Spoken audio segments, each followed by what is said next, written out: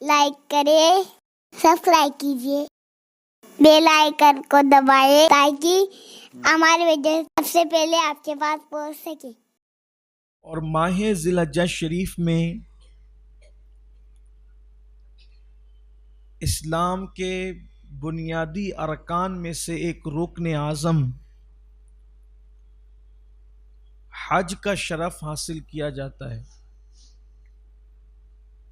پوری دنیا کے انسان،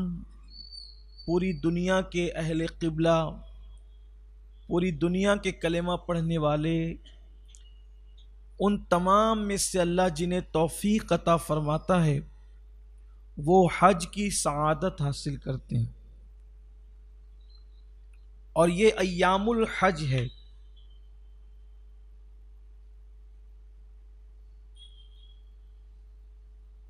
حج کے ایام ہے ذوالقعدہ شریف اور ذی الحجہ شریف کے ابتدائی ایام، اور اس میں بھی جو ذی الحجہ شریف کے ابتدائی 10 دن ہے، اس کی بڑی خصوصیت ہے، اور ان ایام میں اللہ تبارک و تعالیٰ اپنے بندوں پر بہت مہربان ہوتا ہے، بڑی مہربانی فرماتا ہے۔ وہ تو مہربان ہے ہی، لیکن مہربانی کی شان اس کے کرم اور اس کی شان کے مطابق مزید اور اپنے پورے شباب پر ہوتی ہے، پورے جوبنوں پر ہوتی ہے اس کی رحمتیں، جیسا کہ اس کی شان ہے۔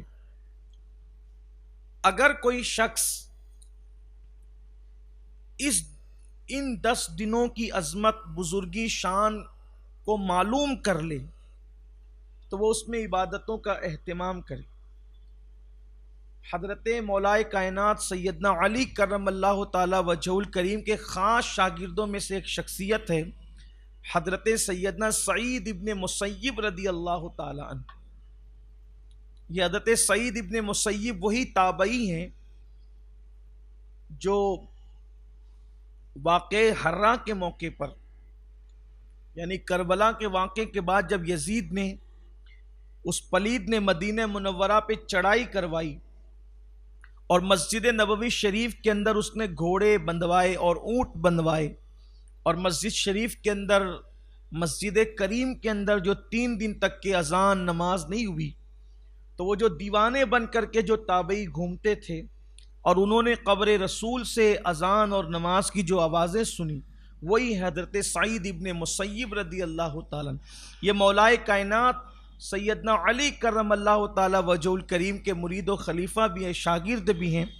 تو حضرت سعید ابن مسیب فرماتے ہیں رضی اللہ تعالیٰ عنہ کہ ذی الحجہ کی راتوں میں، ذی الحجہ کی 10 راتوں میں اپنے گھر کے چراغ نہ بجھاؤ۔ اس سے مراد یہ ہے کہ بھئی آدمی جس وقت تو سوتا ہے تبھی تو چراغ بجھاتا ہے، تو آپ کے فرمان کا مفہوم ہے کہ ذی الحجہ کے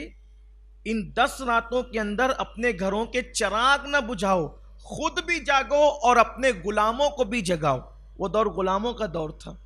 یعنی اپنے ماتحت لوگوں کو بھی جگاؤ، ان کو بھی جگنے کا حکم دو، اس لیے کہ یہ راتیں وہ ہیں کہ جن راتوں میں اللہ تبارک و تعالیٰ کو عبادت سب سے زیادہ پسند ہے۔ اور کیوں نہ ہو، اللہ تبارک و تعالیٰ نے ان 10 راتوں کی قسم قرآن مقدس کے اندر یاد فرمائی۔ وہ مشہور سورہ مبارکہ جس کی تلاوت کی جاتی ہے، والفجر ولیال عشر، فجر کی قسم اور 10 راتوں کی۔ تو اللہ تبارک و تعالیٰ نے 10 راتوں کی جو قسم یاد فرمائی، اس سے مراد ذی الحجہ شریف کی یہ 10 راتیں ہیں۔ دیکھیے ہم لوگ جو قسم اٹھاتے ہیں، جو چیز ہمارے نزدیک عزت والی اور اہمیت والی ہوتی ہے، ہم اس کی قسم اٹھاتے ہیں، اور اللہ تبارک و تعالیٰ جس کی قسم کو اٹھاتا ہے وہ چیز عزت والی ہو جاتی ہے۔ تو جس چیز کی قسم اللہ نے اٹھائی ہے تو اس کی اہمیت ہمیں پتہ چلتی ہے کہ اس کی عظمت اللہ کی نگاہ میں کس قدر ہے کہ اللہ تبارک و تعالیٰ نے اس کی قسم اٹھائی اور اس کی قسم یاد فرمائی۔ تو اللہ تعالیٰ نے فجر کی، اس میں بہت سے اقوال ہیں، بہت اقوال ہیں، لیکن میں ان سارے اقوال کو بیان کرنے کی بجائے صرف دو چیزیں، فجر سے مراد نماز فجر ہے، بعض مفسرین کے نزدیک فجر سے مراد نماز فجر ہے، اور راتوں سے مراد یہ 10 راتیں جن کی قسم اللہ نے قرآن مقدس کے اندر یاد فرمائی۔ آقا کریم صلی اللہ علیہ وآلہ وسلم کے دور پاک میں ایک جوان تھا، اس جوان کو گانا سننے کی اور اس کی طرف اس کی توجہ کچھ زیادہ ہی تھی۔ اس کی اپنی طبیعت میں یہ تھا کہ وہ گانا سنا کرے، موسیقی کی طرف اس کی توجہ ہو، یعنی یہ کہہ لیں کہ وہ شخص بہت زیادہ نیک نہیں تھا، بہت زیادہ پرہیزگار نہیں تھا، لیکن اس کی اپنی ایک عادت تھی کہ جس وقت ذی الحجہ شریف کا چاند نظر آتا تو ذی الحجہ شریف کا چاند نظر آنے پر وہ پھر ان دنوں میں عبادتوں کا اہتمام کرتا، دن کو روزے رکھتا، رات کو اللہ تبارک و تعالیٰ کی عبادت کرتا۔ اس کا اپنا انداز تھا۔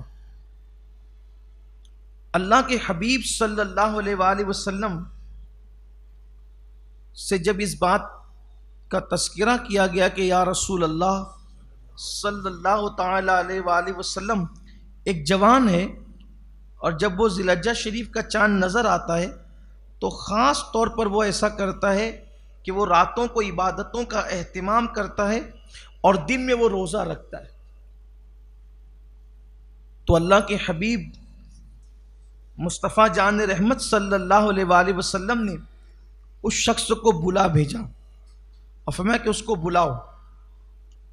جب اس کو بلایا گیا تو آقا کریم صلی اللہ علیہ وآلہ وسلم نے فرمایا کہ اے جوان، کیا بات ہے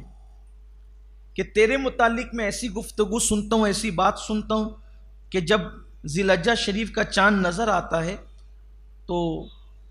جو ہے وہ روزے رکھتا ہے، راتوں کو عبادت کرتا ہے۔ تو اس نے عرض کیا کہ یا رسول اللہ صلی اللہ علیہ وآلہ وسلم، بات صرف یہ ہے کہ میں اس بات کو اچھی طرح جانتا ہوں کہ یہ جو ایام ہے ذی الحجہ شریف کے، یہ حج کے ایام ہیں، ان ایام میں حج ہوتا ہے۔ یہ بات آپ کے ذہن نشین ہونا چاہیے کہ حج کا فرض ہوا، حج کی جو فرضیت ہوئی ہے وہ 8 ہجری کے اندر ہوئی، یہ فرضیت ہے، لیکن اللہ کے حبیب صلی اللہ تعالی علیہ وآلہ وسلم ہر سال حج کرتے تھے۔ جب اللہ کے حبیب علیہ السلام نے ہجرت نہیں فرمائی تھی، اس لیے کہ حج کبھی رکا نہیں، زمانے جاہلیت میں حج ہوتا تھا، بلکہ کفار و مشرکین بھی حج کرتے تھے، اور پہلا حج فرضیت کے بعد جو ادا کیا گیا وہ سیدنا ابو بکر صدیق رضی اللہ تعالیٰ عنہ کی امارت میں ادا کیا گیا، آپ کو امیر الحج بنا کر کے بھیجا گیا۔ اس طریقے سے 9 ہجری میں پہلا حج مسلمانوں نے ادا کیا۔ اس وقت اللہ کے حبیب صلی اللہ علیہ وآلہ وسلم تشریف نہ لے جا سکے، اور 10 ہجری میں اللہ کے حبیب علیہ الصلوۃ والتسلیم نے حجۃ الوداع کو یعنی کہ حج فرمایا، اور یہ حضور علیہ السلام کی زندگی کا ظاہری آخری حج تھا۔ حالانکہ سب اہل سیرت اور مومنین اس کو حجۃ الوداع کہتے ہیں، یعنی آخری حج حضور علیہ السلام کا، لیکن صوفیہ اور عشاق کہتے ہیں کہ حضور علیہ السلام کا کوئی حج حجۃ الوداع کیا ہے، ہمارے آقا علیہ الصلوۃ والتسلیم اللہ کے اذن سے اب بھی حج میں شامل ہوتے ہیں۔ تو بہرحال حضور اکرم صلی اللہ علیہ وآلہ وسلم نے جو ہے وہ ہجرت سے پہلے ہر سال حج فرمایا،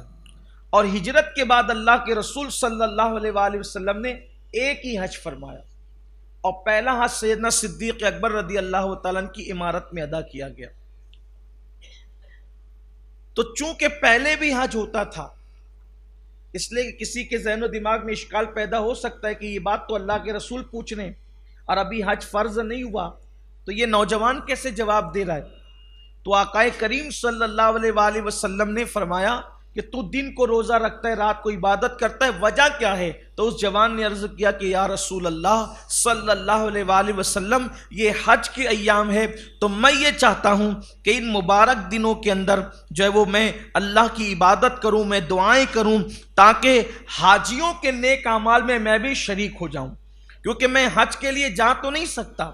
وہ شخص مکۃ المکرمہ کا رہنے والا نہیں تھا، وہ مدینہ منورہ یا گرد نواح کا رہنے والا تھا. تو اس نے عرض کیا کہ یا رسول اللہ صلی اللہ علیہ وآلہ وسلم، میں حج کے لیے جا تو نہیں سکتا، اس لیے میرے آقا میں یہ چاہتا ہوں کہ حج کے لیے نہیں گیا تو کم سے کم ان ایام میں جب کہ حاجی ارکان حج ادا کرتے ہیں تو میں بھی ان کی عبادت میں شریک ہوں، میں بھی نیک کام کروں. تو